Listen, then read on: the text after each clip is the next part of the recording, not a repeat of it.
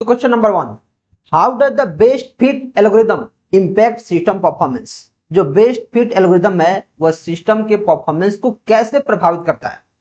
हमारे पास 3 एल्गोरिदम है, best fit, worst fit और फर्स्ट फिट। बेस्ट फिट मतलब कितना मेमोरी हमें चाहिए ताकि जो हमारा डेटा है वह एकदम बेस्ट तरीके से फिट हो जाए, ज्यादा मेमोरी वेस्ट नहीं हो। बेस्ट फिट मतलब ज्यादा मेमोरी वेस्ट नहीं हो। फर्स्ट फिट मतलब जैसे हमको डेटा चाहिए और वो डेटा तुरंत जाके मेमोरी ऑक्युपाई कर ले, जो उसको पहला मेमोरी खाली मिलता है। फर्स्ट फिट मतलब सबसे पहले जो मेमोरी खाली मिलता है वहीं जाके ऑक्युपाई कर लेता है। और वर्स्ट फिट क्या होता है कि हमें जितना मेमोरी चाहिए उससे कई गुना ज्यादा, उससे काफी ज्यादा मेमोरी हमें मिलता है, तो काफी ज्यादा मेमोरी उसमें वेस्ट होता है।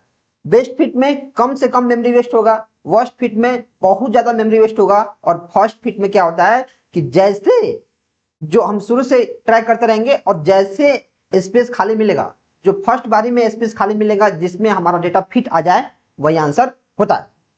It improve system performance by reducing memory का वेस्टेज। क्या मेमोरी के वेस्टेज को रिड्यूस करके सिस्टम के परफॉर्मेंस को इंप्रूव करता है। Okay, it may reduce system performance due to increase search time for free block. Yes, it may reduce system performance, यह सिस्टम परफॉर्मेंस को रिड्यूस कर सकता है अगर काफी ज्यादा टाइम लग रहा है हमें मेमोरी को सर्च करने में। तो it always improve system performance, क्या हमेशा सिस्टम परफॉर्मेंस को इंप्रूव करता है, ऐसा कुछ बात नहीं है। अगर मेमोरी उस तरीके का हमें नहीं मिलता है जितना हमें चाहिए, जैसे मान लो हमें 10 KB डेटा स्टोर करना है और मेमोरी मिल रहा है 200 KB का जो खाली है, तो क्या ये हमेशा हमारा सिस्टम परफॉर्मेंस को इंप्रूव कर रहा है? नहीं कर रहा है, ये बात गलत है। It improve system performance by reducing external fragmentation. क्या जो बेस्ट फिट होता है वह एक्सटर्नल फ्रेगमेंटेशन को रिमूव करता है? नहीं। अब एक्सटर्नल फ्रेगमेंटेशन क्या है इसको बताने की जरूरत नहीं है, इसके लिए हमने ऑपरेटिंग सिस्टम में काफी भयंकर तरीका से एक एक चीज बताया हुआ है। तो क्या हो जाएगा, it may reduce system performance, ये सिस्टम परफॉर्मेंस को रिड्यूस कर सकता है अगर मेमोरी जो हमें चाहिए उसी को सर्च करने में हम काफी टाइम लगा दिए तो। Next, the best fit algorithm that allocates the smallest free memory block that is large enough to satisfy the process requirement। ठीक है, what happens if a RST मतलब reset packet is received through connection management process। अगर reset packet हमें मिल रहा है, RST मतलब reset packet अगर हमें मिल रहा है तो क्या होगा। तो देखो, क्या जो रिसीवर है सेंड्स अनदर सिंक एक्नॉलेजमेंट, क्या जो रिसीवर होगा दूसरा सिंक एक्नॉलेजमेंट पे जाएगा? नहीं। सिंक पैकेट कब भेजते हैं? सिंक मतलब क्या होता है, स्टार्ट और टीसीपी कनेक्शन। सिंक मतलब स्टार्ट और टीसीपी कनेक्शन, ये तो नहीं होगा। The connection is immediately terminated, क्या जो कनेक्शन है वह इमीडिएटली टर्मिनेट हो जाएगा जैसे रिसेट पैकेट हम सेंड करने की कोशिश कर रहे हैं। The sender continues retransmission. Reset मतलब क्या, शुरू से कर दो। शुरू से कैसे करोगे, जब कनेक्शन हमारा टर्मिनेट हो जाएगा तब ना शुरू से करोगे। सेंडर कंटिन्यूज रिट्रांसमिशन, नहीं, रिट्रांसमिशन इसमें नहीं होगा। द कनेक्शन रिमेन्स एक्टिव, क्या जो कनेक्शन है एक्टिव रहेगा, अगर मैं रिसेट कर रहा हूं तो कनेक्शन एक्टिव नहीं रहेगा। अब आपको एक चीज समझना है, एक होता है एक्नॉलेजमेंट।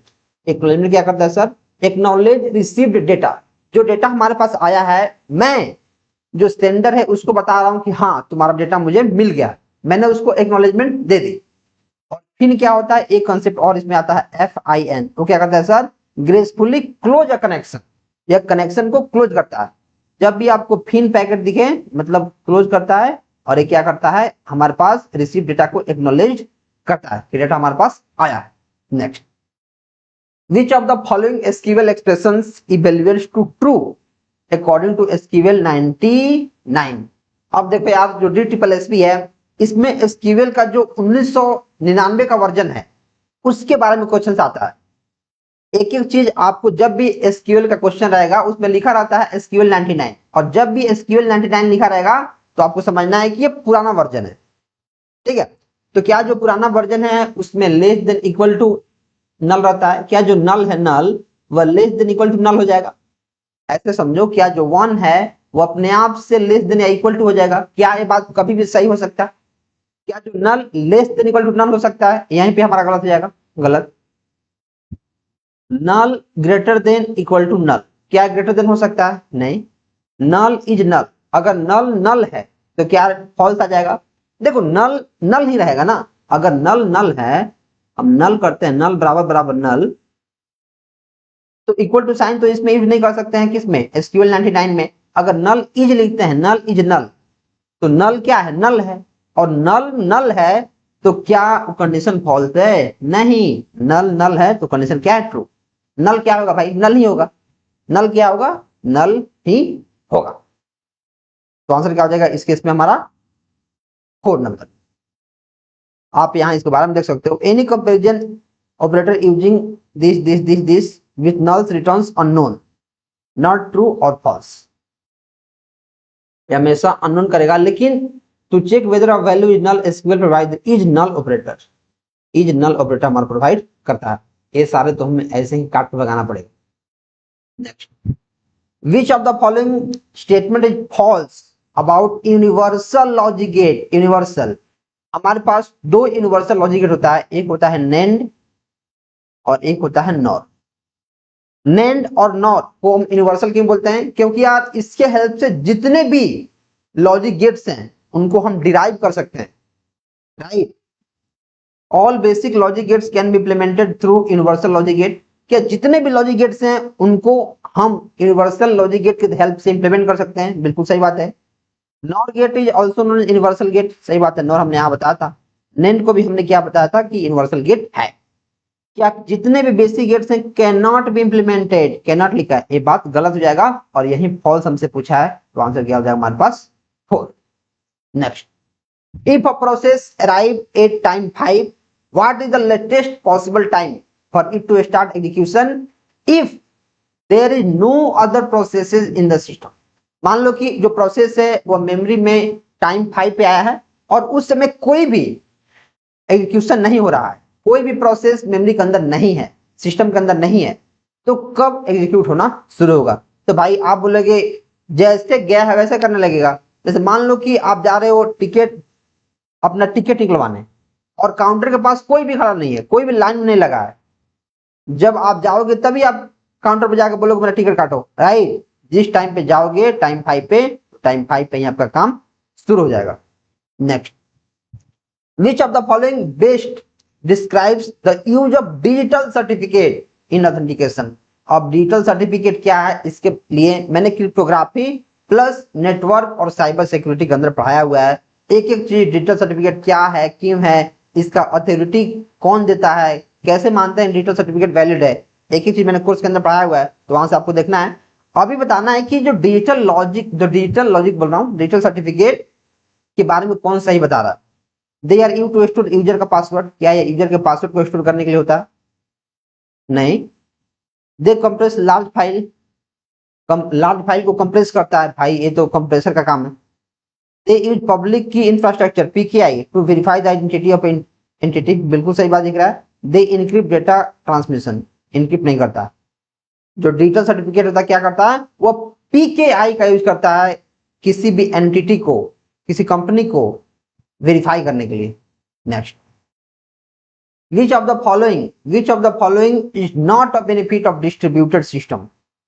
डिस्ट्रीब्यूटेड मतलब वितरित, जो एक से ज्यादा जगह हो, डिस्ट्रीब्यूटेड हो, उसका कौन सा बेनिफिट नहीं है, कौन नहीं है? क्या स्केलेबिलिटी, क्या जो डिस्ट्रीब्यूटेड है वो ज्यादा स्केल कर सकता है, वो ज्यादा दूर तक ज्यादा जगह इंप्लीमेंट हो सकता है, बिल्कुल हो सकता है स्केलेबिलिटी। हाई कम्युनिकेशन लेटेंसी, क्या उसमें काफी ज्यादा कम्युनिकेशन का लेटेंसी होगा, लेटेंसी मतलब डिले। अब काफी सारे लोग को लेटेंसी के बारे में पता नहीं है, और लेटेंसी के बारे में पता नहीं होने के कारण वो आंसर गलती कर देते हैं। यहां लिखा है हाई कम्युनिकेशन डिले, क्या उसमें बहुत ज्यादा कम्युनिकेशन डिले होता है, क्या इसका बेनिफिट है? नॉट लिखा है, यह बेनिफिट नहीं है। रिसोर्स शेयरिंग करेगा। फॉल्ट टॉलरेंस मतलब कोई भी एरर आएगा, डेटा अगर हमारा करप्ट हो रहा है फिर भी डेटा का बैकअप रखेगा। फॉल्ट टॉलरेंस ये नहीं रखेगा, ज्यादा डिले नहीं होना चाहिए, ये इसका फायदा नहीं। ओवरऑल डिजाइन किसी भी डेटाबेस का हम क्या बोलते हैं? जब भी किसी भी डेटाबेस की बात होती है और उसकी ओवरऑल डिजाइन की बात होती है तो उसको हम क्या बोलते हैं? क्या उसको डेटाबेस स्कीमा बोल देंगे? क्या उसको डेटाबेस का इंस्टेंस बोल देंगे, टेबल बोल देंगे, क्या उसको टेबल बोल देंगे, क्या उसको मॉडल बोल देंगे? नहीं। जो डेटाबेस का मॉडल है वो बताता है किस किस तरीका से हमारा डेटाबेस डिजाइन किया जाएगा, लेकिन जो ओवरऑल डिजाइन है उसको हम बोलते हैं स्कीमा, उसको बोलते हैं डेटाबेस का स्कीमा। जैसे मान लो अगर मैं बताता हूं कि कोई डेटाबेस है, हम अगर कोई मैं डेटाबेस को क्या कर रहा हूँ, डिजाइन कर रहा हूँ, तो मैं मानता हूं कि उसमें नेम होना चाहिए, उसमें बच्चा का रोल नंबर होना चाहिए, उसमें मोबाइल नंबर होना चाहिए, उसमें उसका ईमेल होना चाहिए। मैंने एक क्या बताया, एक स्कीमा बताया था, एक एक कॉलम जो उसके अंदर होना चाहिए। ठीक है। इंस्टांस क्या होता है सर? इंस्टांस होता है जो name, roll number, mobile number, email ID के अंदर जो एक्चुअल डेटा फिल होगा, जो एक्चुअल डेटा फिल होगा उसको बोलते हैं इंस्टांस। लेकिन जो ओवरऑल डिजाइन है, कितने उसमें कॉलम है, कौन कौन से कॉलम है, डेटाबेस का स्ट्रक्चर होना कैसे चाहिए, वो एक्चुअल में होता है स्कीमा। तो इस केस में आंसर हमारा क्या हो जाएगा? N. Next, in a cyclic graph directory structure, what is the common method used to implement shared directory और file? जब भी shared directory और files की बात आती है, shared directory या files, तो हम उसको बोलते हैं सॉफ्ट लिंक्स। सिंबॉलिक का बोलो सॉफ्ट लिंक्स। देखो अगर मैं हार्ड लिंक की बात करूं, हार्ड लिंक क्या होता है सर? हार्ड लिंक्स ये होता है एक ही फाइल के लिए कई डायरेक्टरी इंटरेज बनाना। हार्ड लिंक मतलब एक ही फाइल के लिए, यहां लिखा है शेयर्ड डायरेक्टरीज, शेयर्ड डायरेक्टरी हो या फाइल हो, यहां एक डायरेक्टरी का बात नहीं किया, शेयर्ड। शेयर्ड मतलब soft link, shared directory soft link. Hard link मतलब एक ही फाइल के कई डायरेक्टरी इंटरेज बनाना। तो इस केस में आंसर क्या हो जाएगा? सिंबॉलिक, फाइल डुप्लीकेशन, फाइल को डुप्लीकेट करना, डायरेक्टरीज को पॉइंट करना। Next, what is the ARP replies scope in terms of message type? ARP मतलब address resolution protocol. Address resolution protocol, अगर मैं आपको कमेंट में क्वेश्चन पूछ दूं तो क्या आप इसको बता पाएंगे?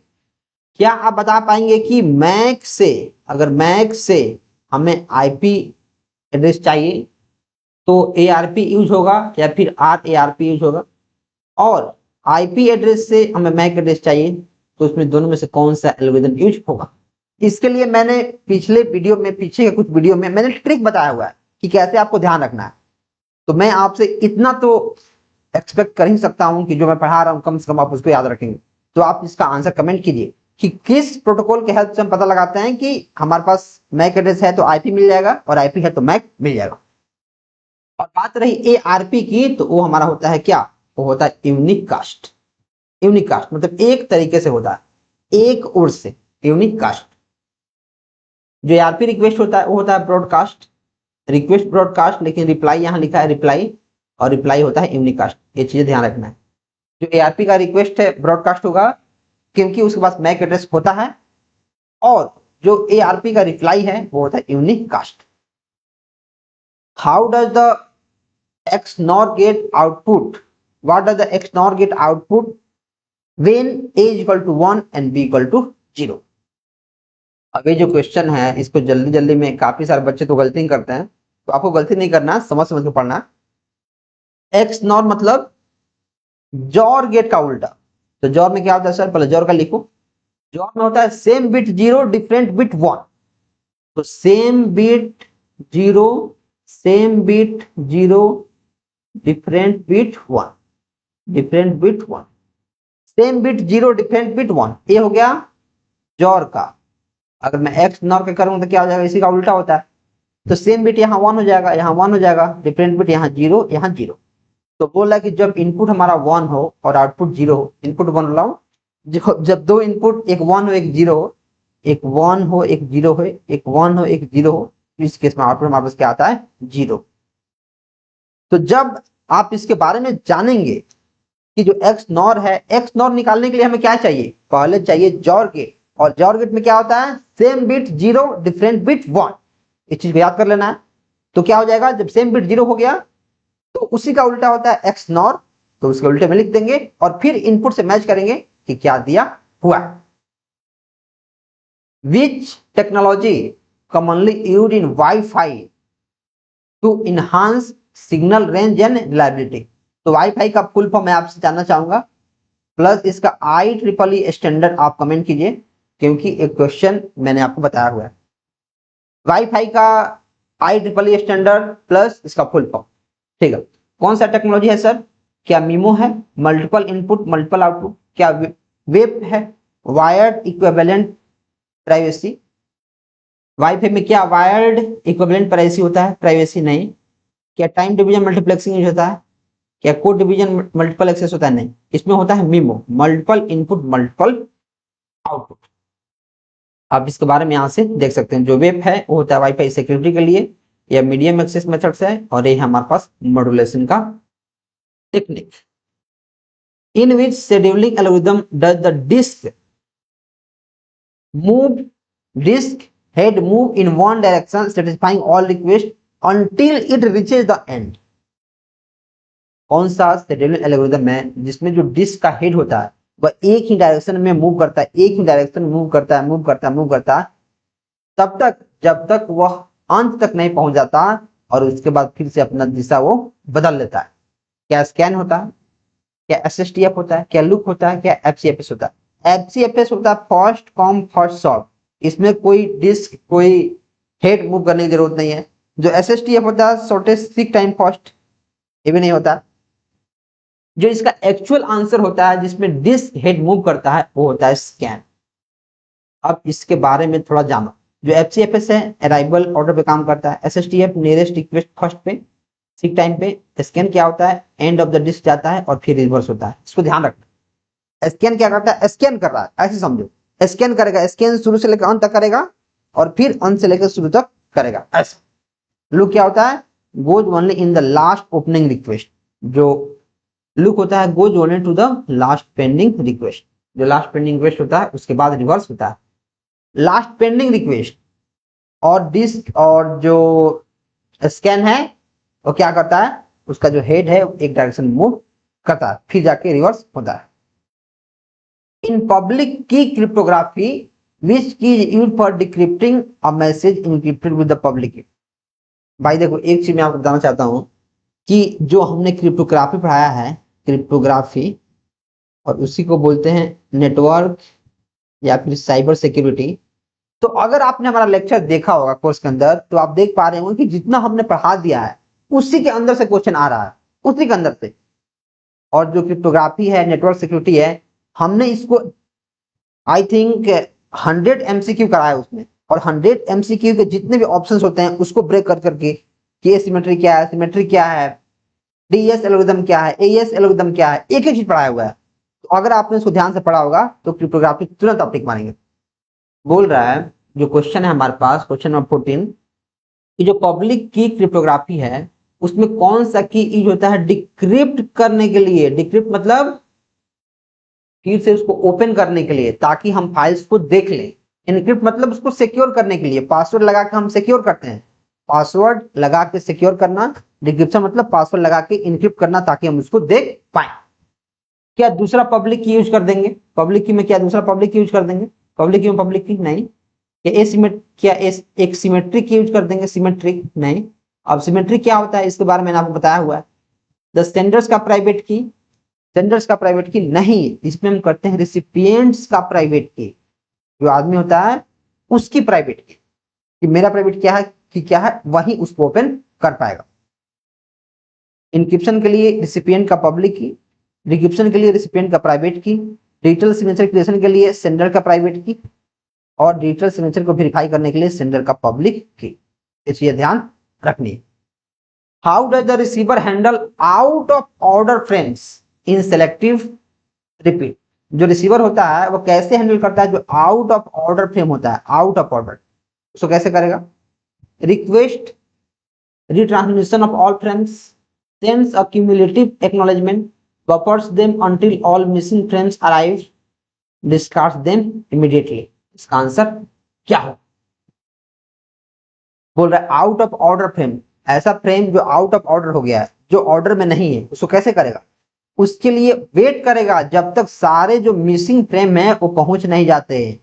जैसे मान लो, अगर मैं आपको एक रियल लाइफ एग्जांपल दूं, जैसे मान लो अपने गांव से आप किसी अपने फ्रेंड का बारात जा रहे हो, बाराती जाते हैं ना अपन, बाराती जाते हैं, जैसे मान लो इसमें 20 कार है, तो अगर मान लो कि 15 कार हमारे लोकेशन पहुंच गया है, तो 5 कार जब तक लोकेशन पे नहीं पहुंचेगा तब तक हमारा बारात सजता नहीं है। तब तक हमारे ढोल ताशे जो होते हैं वो नहीं बजते हैं। क्यों? क्योंकि उनके साथी जो हैं वो अभी बाहर अटके पड़े हैं, जब तक वो आ जाएंगे तब जाके एक्चुअल में काम होता है। वैसे ही जो आउट ऑफ ऑर्डर हो गया है उसको तब तक वेट किया जाएगा, बफर किया जाएगा, तब तक वो आ नहीं जाते। Dash is not allowed in SQL 1999 view definition. देखो जो DSSP है इसमें एसक्यूएल 1999 के बारे में काफी पूछता है। तो एसक्यूएल 1999 में कौन अलाउड नहीं था? क्या सब क्वेरी यूज होता था? वो होता था। नेस्टेड क्वेरी यूज होता था, एग्रीगेट फंक्शन यूज होता था, लेकिन जो ऑर्डर बाय क्लॉज है वो यूज नहीं होता था। भैया हमें कैसे पता चलेगा कि कौन सा क्वेरी, कौन सा फंक्शन यूज होता था और कौन सा नहीं होता था? तो मैं भाई आपको एक ही बोलूंगा कि आप जो एसक्यूएल 1999 है इसके जो इम्प्लीमेंटेशंस हैं उसको आप 2 से 3 बार पढ़ेंगे, रिव्यू करेंगे तो चीजें आपको दिमाग में आ जाएंगी। एसक्यूएल 1999 हमारे पास है ISO NSI एसक्यूएल स्टैंडर्ड जो 1999 में रिलीज हुआ था। That introduce object relational feature, recursive queries, triggers and stored procedure. और अभी जो लेटेस्ट चल रहा है 2023, अभी जो लेटेस्ट एसक्यूएल का वर्जन चल रहा है वो क्या सर? जो रिलीज हुआ था 2023 में। Next, select the correct SQL statement which will correctly insert a new role into the customer table with only the customer ID, name and product columns specified। देखो कौन कौन यूज करता है, यहाँ लिखा है कस्टमर टेबल विथ ओनली, कौन कौन ओनली, यहाँ लिखा है कौन कौन, कस्टमर आईडी, कस्टमर का नेम और प्रोडक्ट कॉलम स्पेसिफाइड, तीन ही column. Assuming that the table will allow nulls for other column. जो 3 कॉलम हमने स्पेसिफाई किया है उसमें एक्चुअल वैल्यू जो हम डालना चाहते हैं वो डलाए, बाकी जितने भी कॉलम्स हैं उनमें नल वैल्यू आना चाहिए, नल। क्वेश्चन समझ लिए। इंसर्ट कस्टमर सेट, क्या इंसर्ट हम कर देंगे? इंसर्ट के हेल्प से क्या हम सेट लगाते हैं? इंसर्ट के बाद सेट लगाते हैं, गलत हो जाएगा। Insert into customer values 101 Alice Pen, ठीक है। इंसर्ट इनटू कस्टमर, लेकिन यहां लिखा है कि कस्टमर में हम इंसर्ट कर रहे हैं, इंसर्ट इनटू कस्टमर, ये बिल्कुल सिंटेक्स सही है। और वैल्यूज हम डाल रहे हैं क्या? वैल्यूज क्या डाल रहे हैं? 101 एलिस पेन, कस्टमर आईडी 101 यहां हो जाएगा, नेम एलिस और प्रोडक्ट पेन। तो क्या ये बात सही है? अगर इसमें हम डाल रहे हैं तो बाकी में क्या होगा सर? जो बाकी हैं, बाकी उसमें क्या होगा उसका तो हमें पता नहीं। हमने स्पेसिफाई किया कस्टमर आईडी, नेम और प्रोडक्ट में ही डालेंगे। क्या पता ये जो वैल्यू है किसी और का हो, हमें क्या पता, हमें नहीं दिख रहा है। इंसर्ट इनटू कस्टमर केवल कस्टमर के अंदर ही डाल देंगे, वैल्यूज नहीं लिखेंगे, ये बात गलत है। इंसर्ट इनटू कस्टमर, ठीक है, कस्टमर आईडी, नेम और प्रोडक्ट, कस्टमर आईडी, नेम और प्रोडक्ट, ओके। वैल्यूज क्या डालना है? कस्टमर आईडी में 101, नेम में एलिस और प्रोडक्ट में पेन। इससे क्या होगा? कस्टमर टेबल के जितने ये तीनों कॉलम है इसमें तो ये वैल्यू चल जाएगा, और बाकी और भी अगर कॉलम्स होंगे उनमें क्या जाएगा? नल। लेकिन इस केस में हमारा नल नहीं जाएगा, सिर्फ यही तीनों हो रहा है, ये गलत है। बहुत सारे लोग जो आंसर नंबर 2 है उसके साथ जाएंगे, लेकिन यहाँ ओनली लिखा है, ओनली किसको? कस्टमर आईडी को, नेम को, प्रोडक्ट को। अगर सारे के सारे कॉलम्स हमें पता रहता और सारे के सारे वैल्यू हमें पता रहता तो डायरेक्ट ऐसे भी हम लिख सकते थे, लेकिन इस केस में गलत हो जाएगा। आंसर क्या हो जाएगा? अब आप देख सकते हो, अगर सारे कॉलम्स दिए हैं तो इंसर्ट इनटू टेबल नेम डाल सकते हो। सेलेक्टेड कॉलम दिया है तो टेबल नेम, कॉलम कॉलम और उसका वैल्यू। कौन सा एसक्यूएल का स्टेटमेंट है जो यूज करता है अपडेट करने के लिए डेटा को टेबल में? अपडेट कौन करेगा? क्या चेंज कर देगा, मॉडिफाई कर देगा, अपडेट कर देगा? अपडेट। अब सेट तो अपडेट के साथ यूज होता है तो गलत, मॉडिफाई अल्टर करता है, चेंज नहीं करता है।